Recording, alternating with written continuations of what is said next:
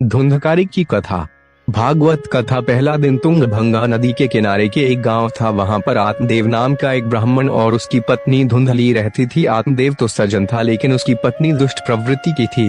आत्मदेव बहुत उदास रहता था क्योंकि उसको कोई संतान नहीं हो रहा था और बहुत बार उसने आत्महत्या करने की भी कोशिश किया, लेकिन सफल नहीं हो पाया। लेकिन एक दिन हताश होकर जंगल की तरफ आत्महत्या करने निकल गए आत्मदेव। रास्ते में उन्हें एक ऋषि जी मिले और फिर आत्मदेव ऋषि को अपनी कहानी सुनाकर रोने लगा और उपाय पूछने लगा। ऋषि ने कहा, मेरे पास अभी तो ऐसा कुछ नहीं कि जिससे मैं तुम्हें कुछ दे पाऊं। लेकिन आत्मदेव ने बताया कि उसकी गाय को कोई बच्चा नहीं हो रहा है। और जब आत्मदेव ऋषि को बार बार बोलने लगा तो ऋषि ने उसे एक फल दिया और उसको अपनी पत्नी को खिलाने को कहा और कहा कि 1 साल तक तुम्हारी पत्नी को सात्विक जीवन जीना पड़ेगा।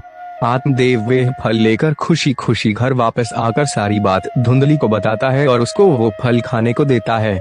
लेकिन धुंधली सोचती है अगर बचा हुआ तो उसको बहुत कष्ट का सामना करना पड़ेगा। यही सोचकर वे उस फल को नहीं खाई और जाकर सारी बात अपने छोटी बहन को बताई तो उसकी बहन ने उसे एक रास्ता बताया और कहा कि मैं गर्भवती हूँ और मुझे बालक होने वाला है, तू ही लेना उसको और उस फल को गाय को खिला दे। इससे उस ऋषि की शक्ति का भी पता चल जाएगा।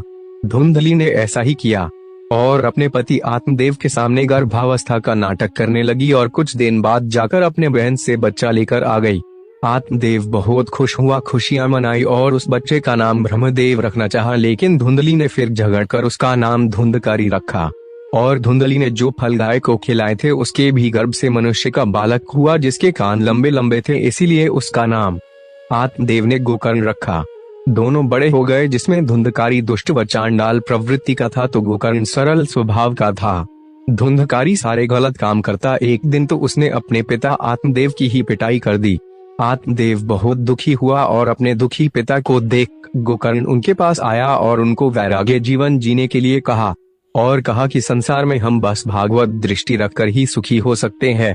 गोकर्ण की बात मानकर आत्मदेव गंगा के किनारे आकर भागवत के 10वें स्कंद का पाठ करने लगे थे और उसी जीवन में उन्हें भगवान श्री कृष्ण की प्राप्ति हो गई थी। समय बीता गया और एक दिन धुंधली भी धुंधकारी के अत्याचारों को देख दुखी होकर एक कुएं में कूदकर आत्महत्या कर ली। अब धुंधकारी एकदम ही अत्याचारी और दुष्कर्म वाला इंसान बन गया था। वह वैश्यों के मांगों के लिए चोरी करता और एक दिन तो उसने राजा के यहाँ ही डाका डाल दिया। सभी वेश्याएं सोची अगर ये जिंदा रहा तो एक दिन हमको भी मरवा देगा। यह सोचकर उन लोगों ने धुंधकारी को बांधकर उसको जल्दी हुई आग में उसका मुख डालकर तड़पाकर मार डाला। बुरे प्रवृत्ति के होने की वजह से धुंधकारी प्रेत बन गया और वह अपने भाई गोकर्ण को डराने लगा। हालांकि गोकर्ण ने अपने भाई का श्राद्ध गया जाकर किया था, लेकिन धुंधकारी को फिर भी मुक्ति नहीं मिली। वह गोकर्ण को डराने की कोशिश करता, लेकिन गोकर्ण गायत्री मंत्र का जाप करता तो धुंधकारी उसके पास नहीं जा सकता था। गोकर्ण ने जब कहा कि मैंने तो तुम्हारा पिंडदान कर दिया हूँ, फिर भी तुम प्रेत बन घूम रहे हो, तो धुंधकारी बोलता है कि मैंने इतना पाप किया है, पिंडदान से मेरा मुक्ति नहीं होगा।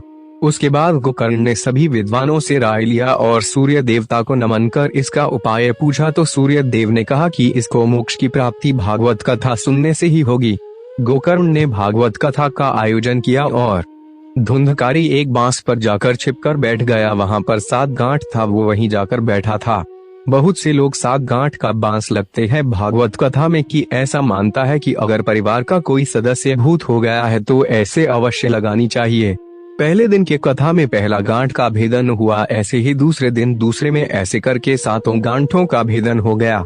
धुंधकारी दिव्य रूप धारण कर प्रकट हो गए और उनको लेने भगवान स्वयं आए। भागवत कथा बहुत लोगों ने सुनी होगी, मगर धुंधकारी को स्वयं भगवान लेने क्यों आए बहुत कम लोग जानते होंगे। इसका वजह यह है कि धुंधकारी ने पूरी भागवत कथा श्रद्धा तथा प्रेम भाव से सुना। जय